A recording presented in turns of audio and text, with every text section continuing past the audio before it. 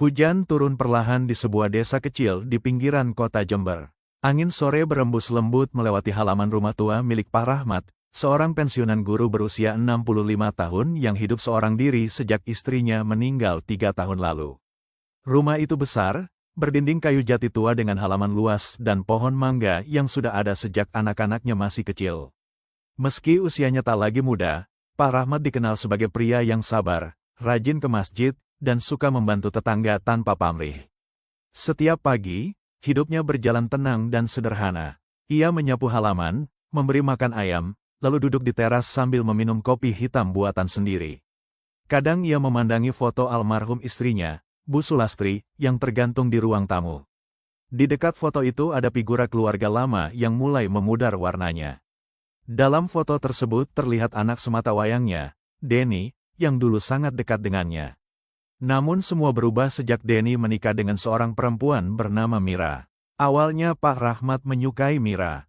Perempuan itu terlihat sopan, murah senyum, dan pandai mengambil hati. Saat pertama kali datang ke rumah, Mira sering membantu mencuci piring, memasak, bahkan memijit kaki Pak Rahmat. Ia memanggil Pak Rahmat dengan suara lembut. "Bapak jangan capek-capek kerja sendiri ya. Sekarang kan sudah ada Mira." Kalimat itu membuat hati Pak Rahmat hangat. Setelah istrinya meninggal, baru kali itu ada perempuan lain yang memperhatikannya seperti keluarga sendiri. Denny dan Mira tinggal di kota karena pekerjaan Denny sebagai sales motor. Mereka jarang pulang, tapi setiap menelepon, Mira selalu berkata rindu ingin tinggal bersama Pak Rahmat suatu hari nanti. Pak Rahmat tak pernah curiga sedikit pun. Malam itu, sekitar pukul 8, suara mobil berhenti di depan rumah. Pak Rahmat yang sedang menonton televisi terkejut ketika mendengar suara Denny memanggil dari luar. Pak Rahmat." Pak Rahmat segera membuka pintu. Wajahnya langsung berbinar melihat anak dan menantunya datang. "Loh, Denny, Mira, kok malam-malam begini?" Belum sempat Denny menjawab, Mira langsung memeluk Pak Rahmat sambil menangis kecil. "Pak, kami mau numpang liburan seminggu di sini. Denny lagi stres kerja." Pak Rahmat tertawa kecil. "Ya ampun, rumah ini rumah kalian juga." Namun senyum Pak Rahmat perlahan menghilang ketika melihat 3 mobil lain berhenti di belakang mobil Denny. Satu persatu orang turun. Ada Ibu Mira bernama Bu Lastri, ayahnya Pak Darto, adik laki-lakinya Arman, istrinya Arman, 2 anak kecil, lalu seorang paman tua yang tidak dikenalnya. Halaman rumah mendadak penuh. Pak Rahmat mengernyit bingung. Mereka semua ikut. Mira tersenyum canggung. "Iya Pak, cuma sebentar kok. Seminggu aja." Pak Rahmat sebenarnya kaget. Rumahnya memang besar, tapi ia tidak menyangka satu keluarga besar datang tanpa pemberitahuan. Namun karena tidak enak hati, ia tetap mempersilakan mereka masuk. Malam itu rumah yang biasanya sunyi mendadak ramai. Anak-anak berlari di ruang tamu. Suara televisi dibesarkan. Tas-tas besar memenuhi lorong. Dapur berantakan karena Bu Lastri langsung memasak tanpa izin. Pak Rahmat mencoba tetap sabar. Namanya keluarga, gumamnya dalam hati. Hari pertama masih terasa biasa. Hari kedua mulai muncul keanehan.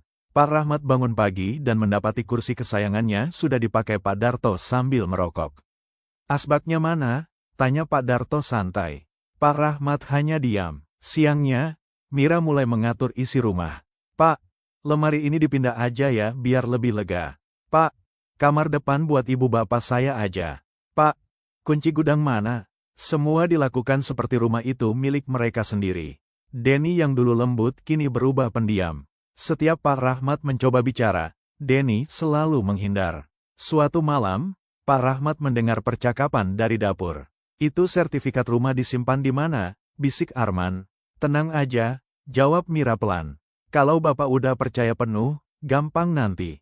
Jantung Pak Rahmat langsung berdegup keras. Ia berdiri diam di balik pintu dapur. Tangannya gemetar. "Jangan sampai dia curiga dulu," lanjut Bu Lastri lirih. Pak Rahmat mundur perlahan dengan napas memburu. Untuk pertama kalinya sejak mereka datang, ia merasa ada sesuatu yang salah. Sangat salah. Namun ia masih mencoba berpikir positif. "Mungkin aku salah dengar." Tapi sejak malam itu, suasana rumah berubah menyeramkan. Pak Rahmat mulai kehilangan uang di lemari. Beras cepat habis. Listrik membengkak. Bahkan kamar almarhum istrinya kini dipakai keluarga Mira untuk tidur bersama. Yang paling membuat hati Pak Rahmat sakit adalah ketika foto istrinya dipindahkan ke gudang. Saat ia bertanya, Mira hanya menjawab santai. Ruang tamunya jadi lebih bagus kalau bersih, Pak. Pak Rahmat memandangi foto istrinya yang kini berdebu di gudang gelap. Dadanya sesak, malam semakin larut. Ia duduk sendirian di teras sambil memandang hujan. Di dalam rumah terdengar suara tawa keluarga Mira yang makan bersama tanpa mengajaknya. Rumah yang dulu hangat kini terasa asing. Tiba-tiba lampu ruang tengah mati sendiri. Anak kecil menjerit. Pak Rahmat menoleh perlahan. Di ujung lorong rumah, ia melihat bayangan seorang perempuan berdiri diam memakai kebaya putih. Wajahnya samar, namun Pak Rahmat mengenali sosok itu. Itu seperti almarhum istrinya. Bayangan itu berdiri menghadap ke arah kamar utama, kamar yang kini ditempati Mira dan keluarganya. Lalu suara lirih terdengar sangat pelan. Rumah ini, jangan diberikan. Pak Rahmat membeku, tubuhnya dingin. Dan sejak malam itulah, mimpi buruk sebenarnya dimulai. Pagi itu langit tampak mendung sejak subuh. Udara dingin menyelimuti rumah tua Pak Rahmat, tetapi suasana di dalam rumah justru terasa panas dan sesak. Baru 2 minggu keluarga Denny tinggal di sana, namun rumah yang dulu tenang kini berubah seperti pasar yang tak pernah sepi. Pak Rahmat duduk sendirian di teras sambil memegang gelas kopi yang sudah dingin. Matanya sembab karena semalaman tidak bisa tidur setelah melihat sosok perempuan berbaju putih di lorong rumah. Sejak kejadian itu, pikirannya terus kacau. Ia mencoba meyakinkan diri bahwa itu hanya halusinasi karena kelelahan dan kesepian. Namun jauh di dalam hatinya, ia tahu ada sesuatu yang tidak beres di rumah itu. Dari dalam rumah terdengar suara Bu Lastri membentak anak kecil. "Heh, jangan main di situ. Itu kamar orang tua." Tak lama kemudian terdengar suara Mira tertawa keras. "Biarin aja Bu, nanti juga rumah ini bakal kita renovasi total." Kalimat itu membuat Pak Rahmat perlahan mengepalkan tangan. "Rumah ini bakal kita renovasi total." Entah kenapa ucapan itu terdengar seperti ancaman. Beberapa menit kemudian Mira keluar sambil membawa sapu. "Pak, nanti siang ada tamu ya?" "Tamu siapa lagi?" tanya Pak Rahmat pelan. "Keluarga dari kampungnya Ibu. Mau main sebentar." Pak Rahmat langsung terdiam. Rumah itu belum lama dipenuhi keluarga Mira, sekarang akan datang orang lain lagi. Tapi ia tak punya keberanian untuk menolak. Setiap kali mencoba bicara, Denny selalu memandangnya dengan wajah tidak suka. Hubungan mereka mulai berubah dingin. Padahal dulu Denny adalah anak yang sangat menghormatinya. Pak Rahmat masih ingat saat Denny kecil selalu tidur di sampingnya ketika hujan turun. Anak itu dulu takut petir dan selalu berkata, "Kalau ada bapak, Denny gak takut apa-apa." Kini anak yang sama justru membuatnya merasa asing di rumah sendiri. Menjelang siang, 2 mobil kembali masuk ke halaman rumah. Pak Rahmat terkejut melihat 5 orang turun sambil membawa kardus dan tas besar. Mereka langsung masuk tanpa permisi. "Permisi," teriak seorang perempuan gemuk sambil tertawa keras. "Itu kamar kosong yang belakang masih ada kan?" tanya pria lain. Pak Rahmat memandang Mira bingung. "Mereka mau nginap." Mira menjawab santai sambil memainkan ponselnya. "Cuma beberapa hari kok Pak." "Beberapa hari." Kalimat itu mulai terasa menakutkan bagi Pak Rahmat. Karena semua yang datang selalu bilang hanya sebentar. Namun tak ada yang benar-benar pergi. Malam harinya rumah semakin penuh dan gaduh. Orang-orang tidur di ruang tamu, di tikar, bahkan di musola kecil dekat dapur. Pak Rahmat tidak lagi merasa memiliki tempat di rumahnya sendiri. Saat ingin mengambil air minum di dapur, ia malah mendengar seorang tamu berkata pelan, "Rumah segede ini kalau dijual bisa miliaran ya." "Makanya," jawab yang lain sambil tertawa kecil. Untung Mira dapat mertua tua yang gampang dibodohi. Pak Rahmat berhenti melangkah. Dadanya mendadak sesak. Ia ingin marah, ingin berteriak, tapi suaranya tertahan di tenggorokan. Ia kembali ke kamar dengan langkah lemah. Di kamar, ia memandang foto almarhum istrinya yang kini ia simpan di meja kecil dekat ranjang. "Bu, sebenarnya mereka mau apa?" Tak terasa air mata jatuh di pipinya. Sudah lama Pak Rahmat tidak menangis. Namun malam itu, kesepian terasa begitu menghancurkan. Tengah malam, rumah akhirnya mulai sunyi. Pak Rahmat belum tidur ketika tiba-tiba terdengar suara langkah kaki dari arah gudang belakang. "Tok, tok, tok, pelan, seperti seseorang berjalan tanpa sandal. Pak Rahmat menahan napas. Ia membuka pintu kamar perlahan. Lorong rumah gelap, lampu redup berkedip-kedip. Suara langkah itu terdengar lagi. Tok, tok, tok. Pak Rahmat memberanikan diri berjalan menuju gudang. Semakin dekat, udara terasa semakin dingin. Bau aneh mulai tercium. Bau dupa bercampur tanah basah. Tangannya gemetar saat memegang gagang pintu gudang. Pintu itu sedikit terbuka, dan dari celah pintu, terlihat cahaya lilin. Pak Rahmat membelalak. Ia mendorong pintu perlahan. Kriet, ruangan gelap itu ternyata tidak kosong. Ada Bu Lastri duduk di lantai membelakangi pintu. Di depannya terdapat mangkuk tanah, bunga 7 rupa, dan asap dupa yang mengepul. Mulut Bu Lastri komat-kamit membaca sesuatu. Pak Rahmat langsung mundur ketakutan. Namun tiba-tiba Bu Lastri berhenti bergerak. Perempuan tua itu menoleh perlahan. Matanya merah, tatapannya kosong, lalu ia tersenyum tipis. Belum tidur, Pak Rahmat. Jantung Pak Rahmat hampir copot. Apa yang ibu lakukan? Bu Lastri tertawa kecil. Hanya doa supaya keluarga ini betah di rumah ini. Pak Rahmat menelan ludah. Ada sesuatu dalam suara perempuan itu yang membuat bulu kuduknya berdiri. Ia segera pergi tanpa berkata apa-apa lagi. Sepanjang malam ia tak bisa tidur. Besok paginya keadaan semakin buruk. Pak Rahmat menemukan ayam peliharaannya mati mendadak di belakang rumah. Leher ayam itu seperti dipelintir. Lalu air sumur berubah keruh dan berbau anyir. Tetangga mulai membicarakan hal aneh itu. Saat Pak Rahmat pergi ke warung, Bu Siti tetangganya mendekat sambil berbisik. Pak, maaf kalau saya lancang. Pak Rahmat menoleh. Saya lihat semalam ada asap hitam dari belakang rumah Bapak. Pak Rahmat diam. Bu Siti melanjutkan dengan suara pelan. Hati-hati sama keluarga menantu Bapak. Saya dengar ibunya suka main dukun. Mendengar itu, tengkuk Pak Rahmat terasa dingin. Ia pulang dengan langkah cepat. Namun saat tiba di rumah, ia semakin terkejut. Pagar rumah sedang dicat ulang oleh Arman dan beberapa orang lain. Ini apa-apaan? Tanya Pak Rahmat. Arman menjawab santai. Biar bagus, Pak. Tapi kenapa gak bilang dulu? Arman tersenyum tipis. Kan nanti juga jadi milik keluarga sendiri.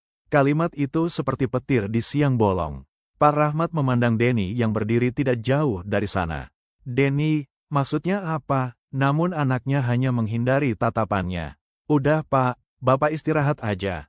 Istirahat, kata itu mulai terasa seperti hinaan. Malam berikutnya lebih menyeramkan. Pak Rahmat bermimpi melihat almarhum istrinya berdiri di depan kamar. Wajahnya pucat, matanya penuh air mata. Rahmat, jangan percaya mereka.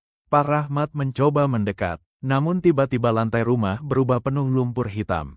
Dari dalam lumpur muncul tangan-tangan hitam menarik kaki istrinya. Bu Sulastri menjerit, selamatkan rumah kita. Pak Rahmat terbangun sambil berkeringat dingin. Napasnya memburu. Lalu, tok, tok, tok. Suara ketukan terdengar dari bawah ranjangnya. Pak Rahmat membeku. Pelan-pelan ia turun dari tempat tidur. Suara itu terdengar lagi. Tok, tok, tok. Dengan tangan gemetar ia menunduk melihat kolong ranjang. Gelap, kosong. Namun ada sesuatu terbungkus kain hitam di sudut bawah ranjang.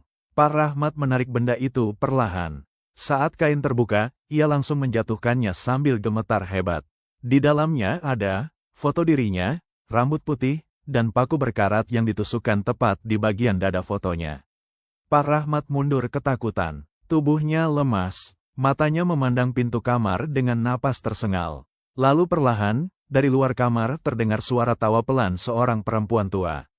Hehehehehe, Pak Rahmat membeku, karena ia mengenali suara itu. Suara Bu Lastri. Sejak menemukan buntalan kain hitam di bawah ranjangnya, hidup Pak Rahmat berubah total. Ia tidak lagi bisa tidur nyenyak. Setiap malam, suara-suara aneh terus terdengar di dalam rumah. Kadang suara langkah kaki di atap. Kadang suara kursi digeser tengah malam. Kadang suara bisikan lirih dari arah dapur yang kosong. Namun yang paling menghancurkan bukanlah gangguan itu, melainkan kenyataan bahwa semua terjadi di rumah yang dulu dibangun bersama almarhum istrinya dengan susah payah. Rumah itu bukan sekadar bangunan. Di setiap sudutnya ada kenangan. Di ruang tamu itulah Bu Sulastri dulu menjahit baju sekolah Denny sampai larut malam. Di dapur kecil itu mereka pernah makan nasi garam saat ekonomi sulit. Di teras depan itu Denny kecil dulu belajar naik sepeda sambil menangis ketika jatuh. Dan sekarang, rumah itu dipenuhi orang asing yang perlahan mencoba mengusirnya secara halus. Pagi itu Pak Rahmat duduk diam di musola kecil belakang rumah. Wajahnya pucat, matanya cekung karena kurang tidur. Ia terus memikirkan satu pertanyaan. Apa mereka benar-benar mau mengambil rumah ini? Langkah kaki terdengar mendekat. Denny muncul sambil memainkan ponselnya.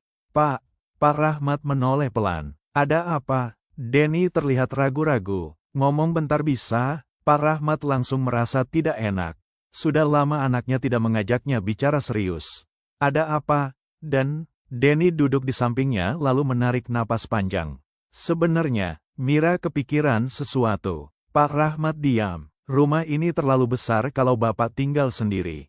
Pak Rahmat mulai merasakan dadanya tidak nyaman. Maksud kamu? Denny mengusap wajahnya pelan. Mungkin lebih baik rumah ini dijual aja. Kalimat itu membuat dunia Pak Rahmat seperti berhenti sesaat. Angin pagi terasa dingin menusuk tulang. Apa? Bapak tenang aja. Nanti uangnya dibagi. Kita cari rumah kecil buat Bapak. Pak Rahmat memandang anaknya dengan mata berkaca-kaca. Rumah kecil? Setelah seluruh hidupnya dihabiskan membangun rumah itu. Kamu mau jual rumah ini? Pak, Bapak udah tua. Ucapan itu terasa seperti pisau. Rumah sebesar ini susah dirawat. Pak Rahmat perlahan berdiri. Tubuhnya gemetar. Kamu tahu rumah ini dibangun dari apa? Denny diam. Dulu Bapak kerja siang malam. Ibumu jual perhiasan satu-satu supaya rumah ini berdiri. Suara Pak Rahmat mulai bergetar. Kamu lahir di rumah ini. Namun Denny justru terlihat kesal. Bapak jangan emosian terus. Pak Rahmat terdiam. Emosian? Kini dirinya dianggap orang tua pemarah di rumah sendiri.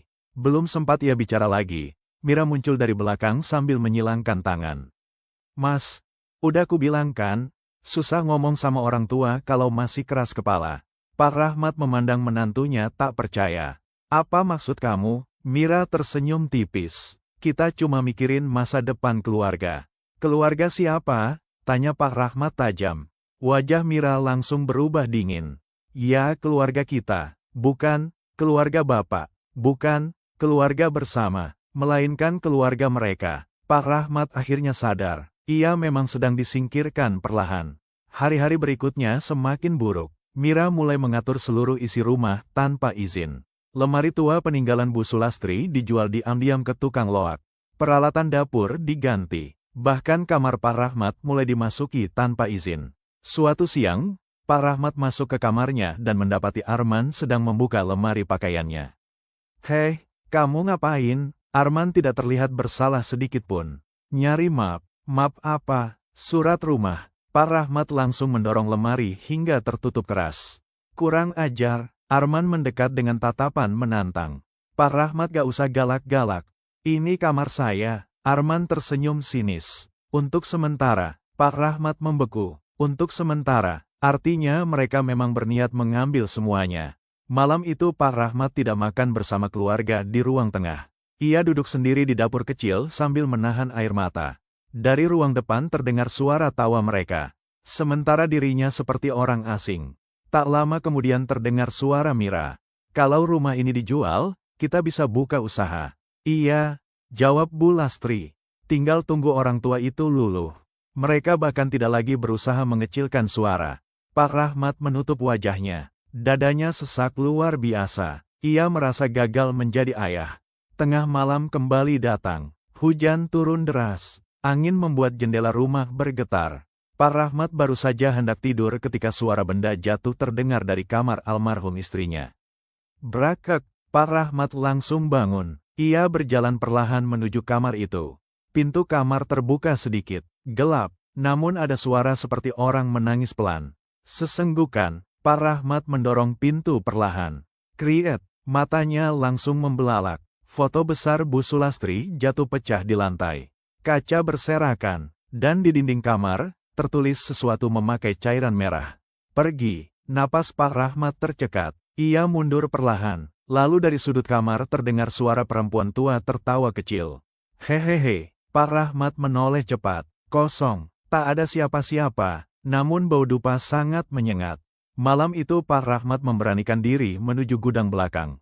Ia ingin memastikan sesuatu. Pintu gudang terkunci, namun dari dalam terdengar suara lirih orang berbicara. Pak Rahmat mengintip dari celah kayu, dan tubuhnya langsung dingin. Di dalam gudang, Bu Lastri duduk melingkar bersama seorang pria tua berpakaian hitam. Di depan mereka ada foto Pak Rahmat, segelas air keruh, ayam hitam mati, dan tanah kuburan. Pria tua itu berkata pelan, "Kalau mau rumah ini cepat pindah tangan, orang tua itu harus dibuat lemah dulu." Bu Lastri mengangguk, tapi dia mulai keras kepala. Pria tua itu tersenyum menyeramkan. "Kita buat dia takut tinggal di rumahnya sendiri." Pak Rahmat mundur sambil menutup mulut. Tubuhnya gemetar hebat. Jadi benar, mereka memang sedang menghancurkannya. Dan yang lebih menyakitkan, anak kandungnya sendiri ikut membiarkan semua itu terjadi. Pak Rahmat masuk ke kamar dengan wajah pucat. Untuk pertama kalinya dalam hidupnya, ia merasa benar-benar sendirian. Namun malam itu sesuatu berubah dalam dirinya. Ia memandang foto almarhum istrinya lama sekali. Lalu berkata pelan dengan mata penuh air mata, "Kalau aku diam, mereka akan menghancurkan semua yang kita bangun." Pak Rahmat perlahan mengepalkan tangan. "Aku harus melawan." Dan sejak malam itu, perang memperebutkan rumah warisan itu benar-benar dimulai. Sejak malam Pak Rahmat melihat ritual di gudang belakang, hidupnya berubah menjadi penuh ketakutan dan tekanan. Namun di balik rasa takut itu, perlahan muncul keberanian yang selama ini terkubur oleh rasa sayang kepada anaknya sendiri. Ia sadar satu hal, kalau ia terus diam, maka rumah itu benar-benar akan direbut. Pagi itu Pak Rahmat bangun lebih awal dari biasanya. Wajahnya kusut, matanya merah karena semalaman tak tidur. Dari luar kamar terdengar suara orang tertawa keras dan suara piring beradu dari dapur. Rumah itu sudah tak lagi terasa seperti rumahnya.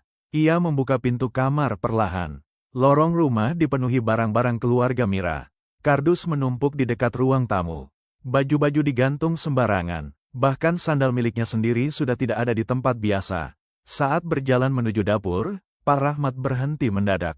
Kursi makan tempat ia biasa duduk kini ditempati Pak Darto sambil merokok. Sedangkan Mira duduk sambil memegang buku catatan. Mereka seperti sedang menghitung sesuatu. Begitu melihat Pak Rahmat datang, pembicaraan langsung berhenti.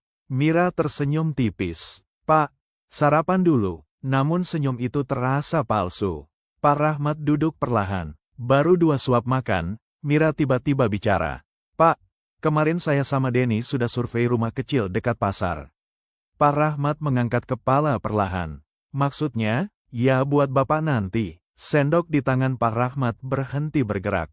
Denny yang duduk di samping Mira tidak berani menatap matanya. Pak Rahmat memandang anaknya lama sekali. "Kamu juga setuju?" Denny menarik napas panjang. "Pak, coba realistis." "Realistis." Kata itu kembali menusuk dada Pak Rahmat.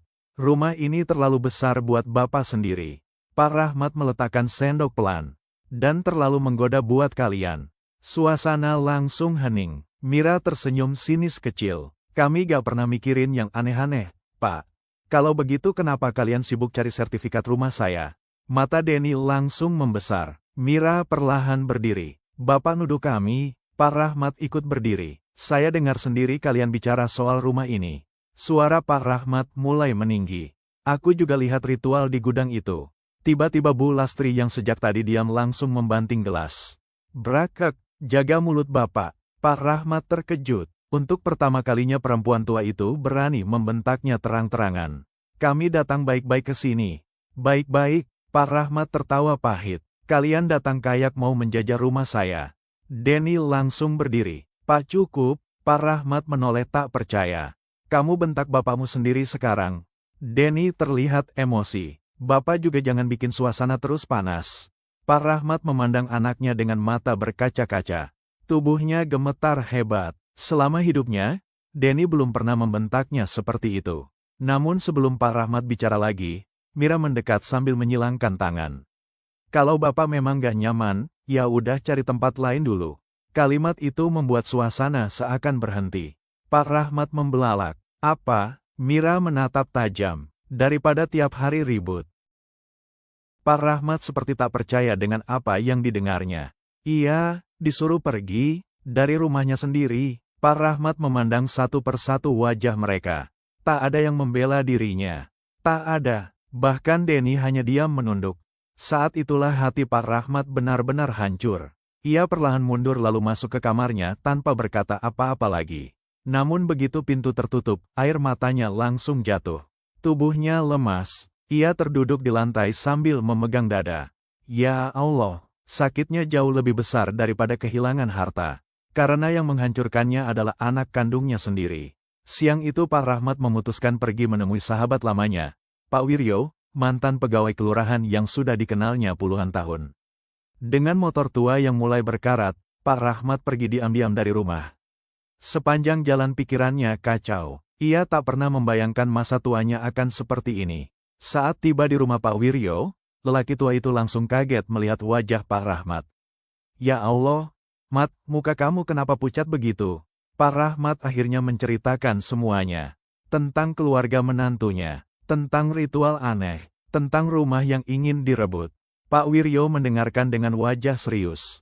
Namun ketika Pak Rahmat menyebut soal sertifikat rumah, wajah Pak Wiryo langsung berubah.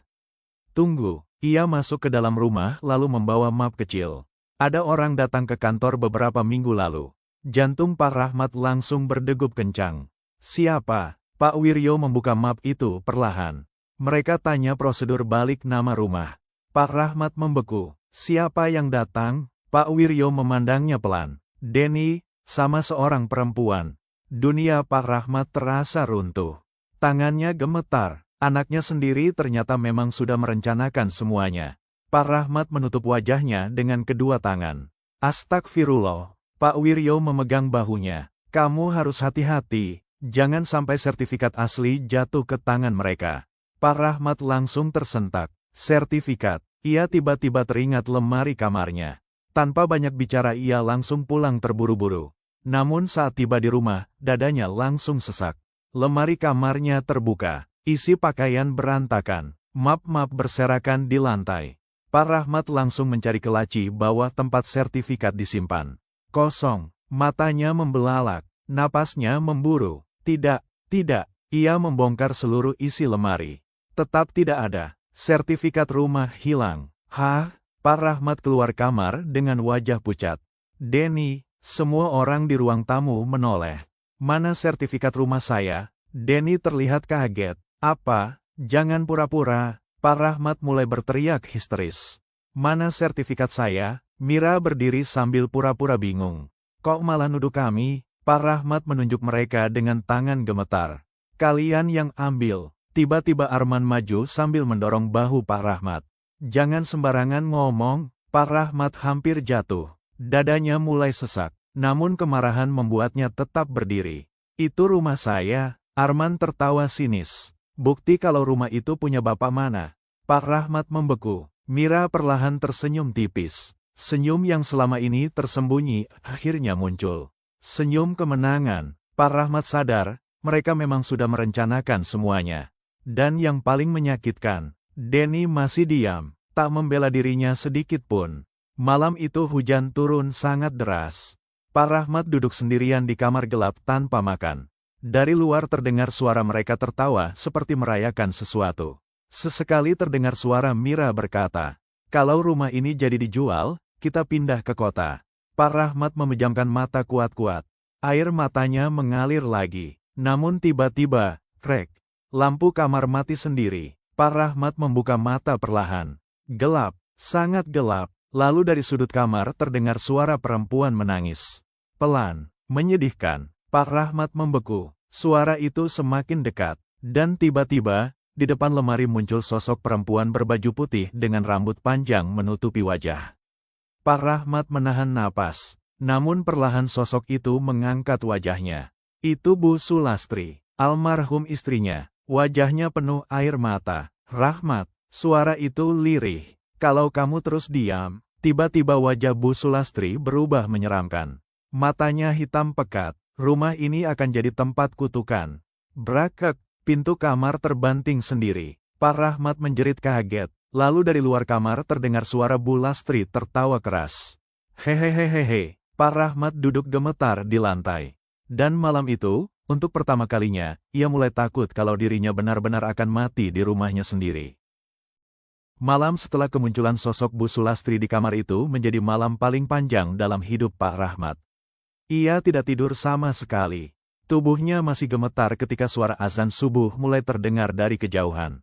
Di luar, hujan sudah berhenti, tetapi udara rumah terasa semakin dingin dan menyesakan. Pak Rahmat duduk bersandar di dinding kamar sambil memegang foto istrinya erat-erat. Pikirannya kacau. Ia tidak tahu lagi mana yang lebih menyakitkan, gangguan mistis yang terus muncul, atau kenyataan bahwa anak kandungnya sendiri ikut menghancurkan hidupnya. Matanya kosong memandang pintu kamar. Dari luar terdengar suara Mira tertawa kecil. Lalu suara Bu Lastri. Kalau orang tua itu terus keras kepala, kita percepat aja. Pak Rahmat langsung menegakkan tubuh. Suara langkah kaki mendekat ke arah kamarnya. Cepat-cepat ia mematikan lampu kecil lalu diam membeku. Kriet, pintu kamar terbuka sedikit. Dari celah pintu terlihat Mira mengintip ke dalam. Beberapa detik perempuan itu hanya berdiri diam. Tatapannya aneh, lalu perlahan ia tersenyum tipis sebelum menutup pintu kembali. Pak Rahmat menahan napas. Entah kenapa senyum itu membuat bulu kuduknya berdiri. Pagi harinya keadaan rumah semakin menjadi-jadi. Saat Pak Rahmat keluar kamar, meja makan sudah penuh orang asing lagi. Ada dua pria besar yang belum pernah ia lihat sebelumnya sedang duduk sambil merokok. Arman langsung berkata santai, "Oh iya Pak, ini teman saya." "Teman buat apa?" "Cuma bantu ngukur rumah." Jantung Pak Rahmat langsung berdegup keras. "Ngukur rumah?" Mira menjawab tanpa rasa bersalah. "Buat perkiraan renovasi." Pak Rahmat memandang mereka satu persatu. Tak ada lagi rasa hormat di mata mereka. Rumah itu benar-benar sudah dianggap milik sendiri. Pak Rahmat akhirnya tidak tahan lagi. "Semua keluar dari rumah saya."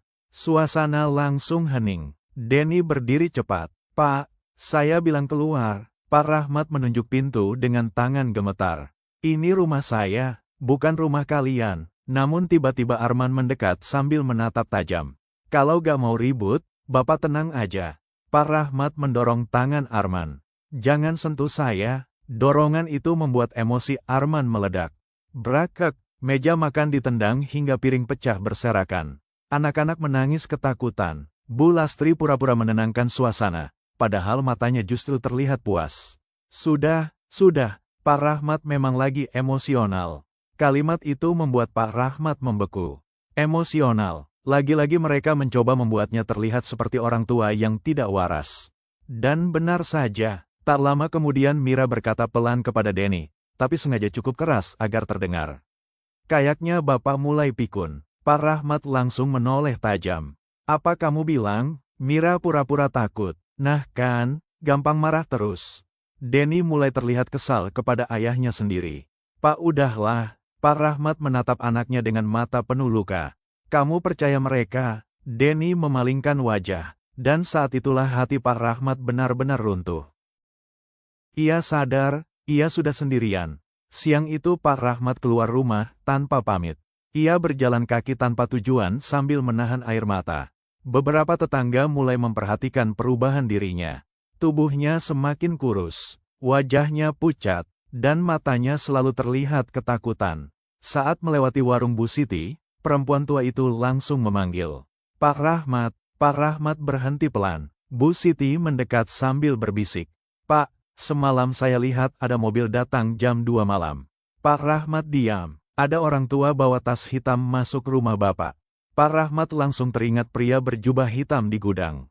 "Bapak harus hati-hati," lanjut Bu Siti. "Keluarga itu bukan orang baik."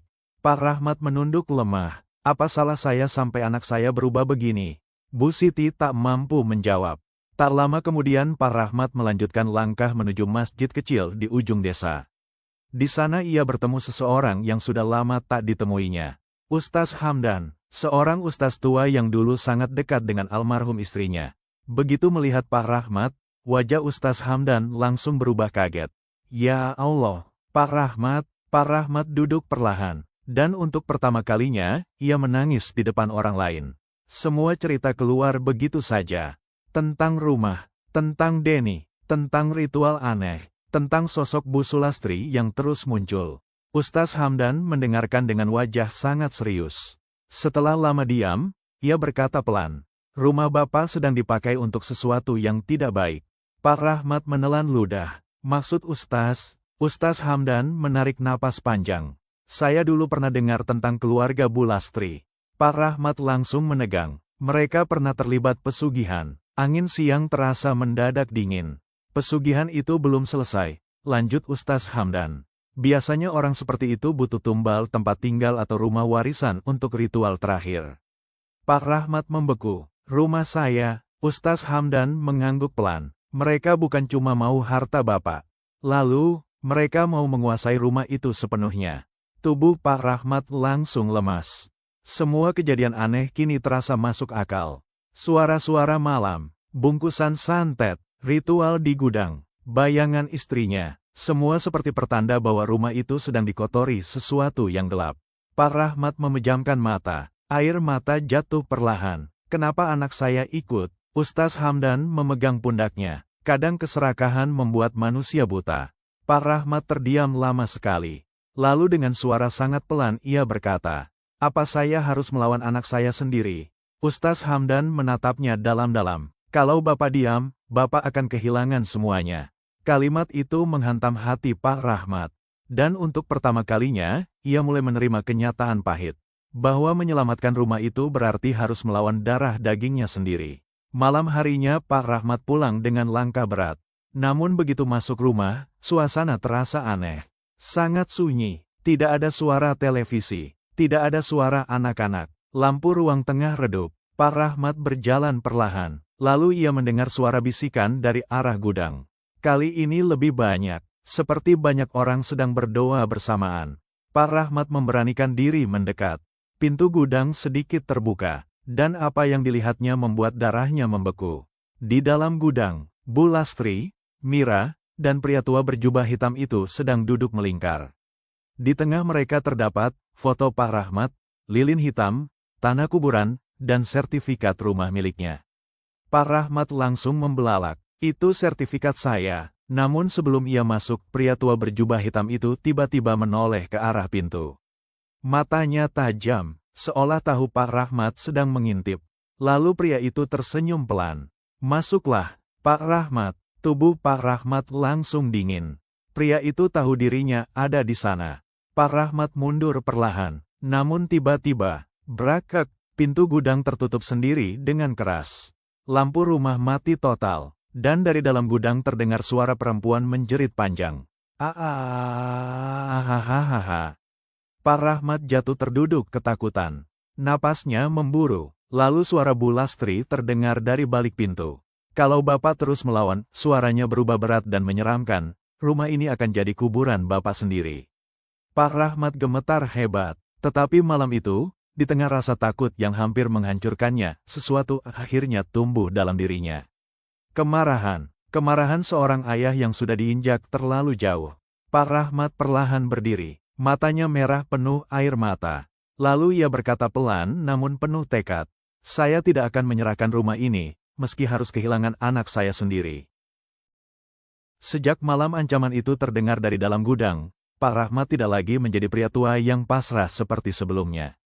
Rasa takut masih ada, sangat besar, namun kini rasa takut itu bercampur dengan kemarahan dan tekad untuk mempertahankan rumah yang telah ia bangun bersama almarhum istrinya selama puluhan tahun.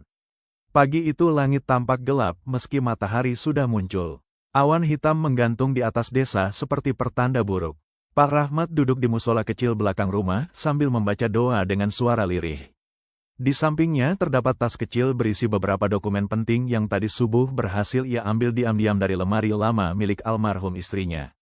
Untungnya, sertifikat rumah asli ternyata belum sepenuhnya berpindah tangan. Yang dibawa keluarga Mira hanyalah salinan yang sudah mereka curi sebelumnya.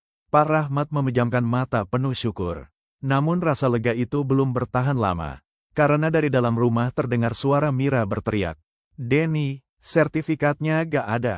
Pak Rahmat membuka mata perlahan. Beberapa detik kemudian suara langkah kaki terdengar mendekat dengan cepat. Brakek, pintu musola dibuka kasar. Mira berdiri di sana dengan wajah merah penuh emosi. Di belakangnya ada Denny dan Arman.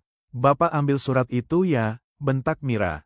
Pak Rahmat berdiri perlahan. Tatapannya kini berbeda, tak lagi penuh ketakutan. Itu memang milik saya. Arman langsung maju sambil mengepalkan tangan. Jangan bikin susah semuanya, Pak Rahmat menatap tajam. Yang bikin susah itu kalian. Denny mencoba bicara lebih tenang. Pak, kita ngomong baik-baik aja. Pak Rahmat tertawa pahit. Baik-baik, matanya mulai berkaca-kaca. Kalian datang ke rumah saya, makan dari rumah saya, tidur di rumah saya. Suara Pak Rahmat mulai bergetar. Tapi kalian malah mau merampas semuanya. Denny terlihat kesal. Kami cuma mikirin masa depan. Masa depan siapa? Bentak Pak Rahmat. Suasana langsung hening. Burung-burung di pohon mangga berterbangan karena suara bentakan itu. Pak Rahmat menunjuk rumahnya dengan tangan gemetar. Rumah ini dibangun dari darah dan air mata saya sama ibu kamu. Matanya kini penuh air mata. Ibumu jual gelang kawinnya supaya rumah ini bisa berdiri. Denny menunduk. Namun Mira langsung menarik tangan suaminya. Mas, percuma ngomong sama orang keras kepala. Kalimat itu membuat Pak Rahmat semakin hancur. Ia memandang anaknya lama sekali. Berharap masih ada sedikit rasa iba. Namun Denny justru memilih diam. Dan diamnya itulah yang paling menyakitkan. Malam harinya suasana rumah berubah sangat mencekam. Angin berembus kencang. Lampu berkedip sejak sore. Anak-anak kecil mulai rewel dan menangis tanpa sebab. Sekitar pukul 9 malam, tiba-tiba terdengar suara benda jatuh keras dari dapur. Brakek, semua orang terkejut. Arman berlari ke dapur. Namun beberapa detik kemudian ia keluar dengan wajah pucat. Piringnya pecah sendiri. Bu Lastri langsung membaca sesuatu pelan sambil komat kamit. Pak Rahmat yang duduk di ruang tamu hanya diam memperhatikan. Tak lama kemudian terdengar suara langkah kaki di atas plafon. Duk, duk, duk. Seperti ada seseorang berjalan pelan. Anak kecil Mira langsung menangis histeris. Mama, ada nenek. Mira memeluk anaknya. Nenek mana? Anak itu menunjuk ke arah lorong menuju gudang. Di situ, semua menoleh bersamaan. Lorong itu gelap. Namun beberapa detik kemudian, terlihat bayangan putih melintas perlahan. Mira langsung menjerit kecil. Siapa itu? Tak ada jawaban. Lampu rumah tiba-tiba mati total. Gelap, pekat, anak-anak menangis makin keras. Pak Darto mulai panik. Hei, mana senter? Lalu, suara perempuan tertawa terdengar dari arah gudang. Hehehehehe, suara itu panjang dan menyeramkan. Tubuh semua orang langsung membeku. Pak Rahmat merasakan bulu kuduknya berdiri. Karena suara itu bukan suara manusia biasa. Tiba-tiba pintu gudang terbuka sendiri perlahan. Kriet. Angin dingin keluar dari dalam ruangan itu.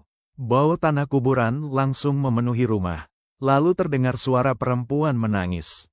Pelan, menyayat hati. Bu Lastri mulai gemetar. Tidak mungkin. Untuk pertama kalinya perempuan itu terlihat takut. Pria berjubah hitam yang sering datang ke rumah tiba-tiba muncul dari arah belakang sambil membawa tas hitam. Wajahnya tegang. Kalian melanggar janji. Mira kebingungan. Janji apa? Pria itu menunjuk gudang dengan tangan gemetar. Ritualnya belum selesai. Tiba-tiba suara benturan keras terdengar dari dalam gudang.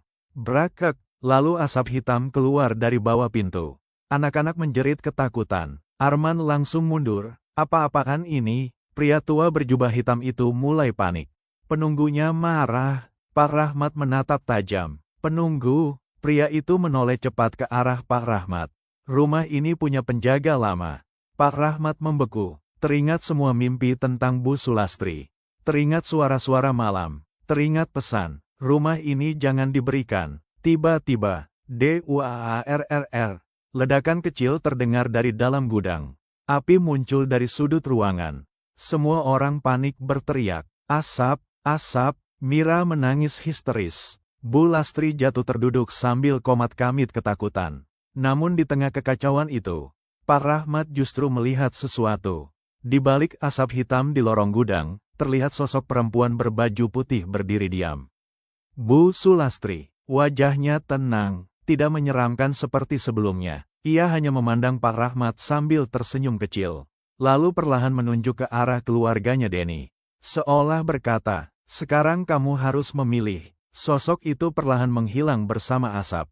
Pak Rahmat memejamkan mata, air matanya jatuh, dan malam itu, akhirnya ia mengambil keputusan paling berat dalam hidupnya. Ia harus menyelamatkan rumah ini, meskipun itu berarti menghancurkan hubungan dengan anak kandungnya sendiri.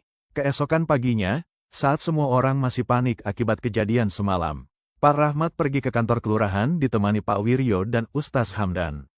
Di sana, dengan tangan gemetar dan mata penuh air mata, Pak Rahmat resmi membuat surat perlindungan hukum atas rumahnya. Ia juga menandatangani dokumen pencabutan hak waris sementara terhadap Denny. Pulpen di tangannya bergetar hebat, karena setiap tanda tangan terasa seperti memotong hatinya sendiri. Pak Wiryo memegang bahunya pelan. Kadang, kita harus menyelamatkan yang benar. Pak Rahmat hanya diam. Air matanya jatuh membasahi surat itu. Dan di saat bersamaan, di rumah tua itu, keluarga Mira mulai menyadari sesuatu yang mengerikan. Mereka bukan sedang menguasai rumah kosong. Mereka sedang membangunkan kutukan yang selama ini tertidur.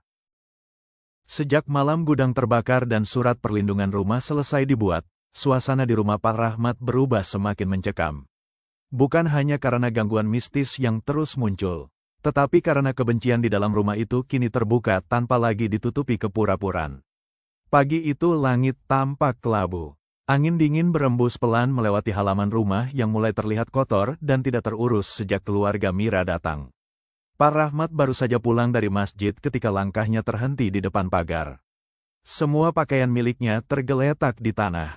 Baju-baju lama peninggalan almarhum istrinya tercampur lumpur. Kasurnya dilempar ke teras. Bahkan foto besar dirinya bersama Bu Sulastri pecah berserakan di lantai. Tubuh Pak Rahmat langsung gemetar. Ya Allah! Belum sempat ia bergerak, Mira keluar dari rumah sambil melipat tangan di dada. Bagus, Bapak pulang juga. Pak Rahmat menatap menantunya dengan mata merah. Kenapa barang-barang saya dikeluarkan? Mira tertawa sinis kecil. Karena Bapak udah gak cocok tinggal di sini. Kalimat itu membuat darah Pak Rahmat mendidih. Ini rumah saya. Tiba-tiba Arman keluar sambil membawa map merah. Rumah siapa? Pak Rahmat langsung membelalak. Map itu berisi salinan surat rumah. Mira mendekat sambil menatap tajam. Kalau Bapak terus keras kepala, semuanya bisa jadi lebih buruk. Pak Rahmat menggenggam pagar erat-erat. Kalian mau apa sebenarnya? Bu Lastri muncul dari belakang sambil membawa tasbih hitam di tangannya. Kami cuma ingin hidup layak. Pak Rahmat tertawa pahit. Hidup layak dengan merampas rumah orang tua. Wajah Bu Lastri berubah dingin. Orang tua juga harus tahu kapan waktunya menyerah. Pak Rahmat memandang Denny yang berdiri di dekat pintu. Anaknya hanya diam. Diam seperti biasanya. Diam yang membunuh hati ayahnya sedikit demi sedikit. Pak Rahmat mendekat pelan. Denny, suara lelaki tua itu bergetar. Kamu tega lihat Bapak diperlakukan begini. Denny menunduk. Beberapa detik suasana menjadi hening. Pak Rahmat masih berharap anak yang dibesarkannya dengan penuh cinta itu sadar. Namun harapan itu hancur ketika Denny berkata pelan. Bapak sebaiknya ikut aja sama kemauan kami. Seperti petir menyambar dada. Pak Rahmat membeku. Matanya langsung dipenuhi air mata. Astagfirullah. Tubuhnya limbung. Tangannya gemetar hebat. Ia memandang anaknya dengan tatapan terluka yang tidak akan pernah dilupakan Denny seumur hidupnya. Jadi, kamu benar-benar memilih mereka. Denny memalingkan wajah. Dan pada detik itulah, sesuatu dalam hati Pak Rahmat mati. Bukan rasa sayangnya sebagai ayah, tetapi harapannya. Siang itu Pak Rahmat pergi ke rumah Pak RT ditemani Pak Wiryo dan Ustaz Hamdan. Dengan suara lemah namun penuh luka, ia menceritakan semuanya. Tentang ancaman, tentang rumah yang hendak direbut, tentang ritual di gudang, tentang sertifikat yang dicuri. Pak RT mendengarkan dengan wajah serius. Kalau begini kita gak bisa diam. Sore harinya beberapa warga mulai berdatangan ke rumah Pak Rahmat.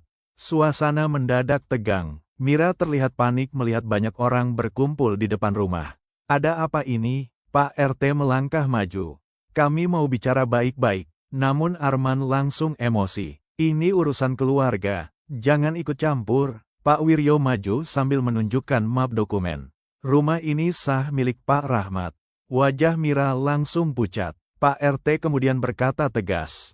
Dan kami dengar ada praktik aneh di rumah ini. Bu Lastri langsung membentak. Fitnah, namun tepat saat itu, angin besar tiba-tiba bertiup kencang. Pohon mangga di halaman bergoyang keras. lampu rumah berkedip-kedip, dan dari arah gudang, terdengar suara perempuan menangis. Semua warga langsung saling pandang. Pak RT menegang. Itu suara apa? Mira mulai panik. Itu cuma suara kucing. Namun suara itu semakin keras. Tangisan perempuan, panjang, menyedihkan. Lalu, brakek, pintu gudang terbuka sendiri. Asap hitam keluar perlahan. Bau busuk langsung menyebar ke seluruh halaman. Beberapa warga mundur ketakutan. Ustaz Hamdan langsung membaca doa keras-keras. Dan di tengah asap itu, terlihat sesajen, foto Pak Rahmat, lilin hitam, dan kain kafan kecil bersimbah tanah. Warga langsung geger. Ya Allah, itu ritual santet. Mira pucat pasi. Arman mulai mundur pelan. Namun Pak RT langsung membentak. Jangan ada yang kabur. Situasi berubah kacau. Semua rahasia yang selama ini disembunyikan akhirnya terbongkar di depan warga. Pak Rahmat berdiri mematung sambil memandang isi gudang.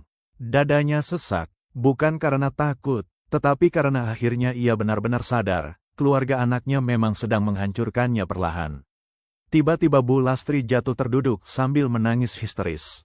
Saya cuma mau hidup enak. Ustaz Hamdan menatap tajam. Tapi bukan dengan cara merampas hak orang. Pria berjubah hitam yang biasa datang ke rumah tiba-tiba muncul dari belakang gudang. Namun sebelum ia melarikan diri, warga langsung menangkapnya. Tas hitamnya jatuh, dan dari dalam tas itu keluar, tanah kuburan, boneka jerami, foto Pak Rahmat penuh tusukan jarum, dan beberapa lembar surat rumah. Warga langsung marah besar. Kurang ajar, mereka memang mau ambil rumah ini. Mira mulai menangis panik. Mas, bilang sesuatu mas. Namun Denny hanya diam dengan wajah pucat. Untuk pertama kalinya lelaki itu terlihat benar-benar ketakutan. Pak Rahmat melangkah mendekati anaknya perlahan. Air matanya jatuh. Kenapa? Dan, suara itu begitu pelan namun penuh luka. Kenapa kamu hancurkan bapak sendiri? Denny tak mampu menjawab. Tubuhnya lemas. Matanya mulai berkaca-kaca. Namun semuanya sudah terlambat. Pak Rahmat menghapus air matanya pelan. Lalu dengan suara bergetar namun tegas ia berkata, mulai hari ini, semua orang di rumah ini harus pergi. Mira langsung membelalak. Apa? Pak Rahmat menunjuk pintu gerbang. Keluar dari rumah saya. Suara itu menggema keras. Warga terdiam. Tak pernah mereka melihat Pak Rahmat semarah itu. Denny mencoba mendekat. Pak, tunggu dulu. Namun Pak Rahmat mundur. Jangan panggil saya Bapak kalau kamu cuma datang untuk menghancurkan hidup saya. Kalimat itu menghantam Denny lebih keras dari tamparan. Lelaki itu langsung menangis. Namun hati Pak Rahmat sudah terlalu hancur. Satu persatu barang keluarga Mira dilempar keluar rumah dibantu warga. Mira menjerit histeris. Arman marah-marah. Bu Lastri menangis sambil komat-kamit ketakutan. Namun tak ada lagi yang peduli. Ketika mobil mereka akhirnya pergi meninggalkan rumah, langit mendadak turun hujan deras.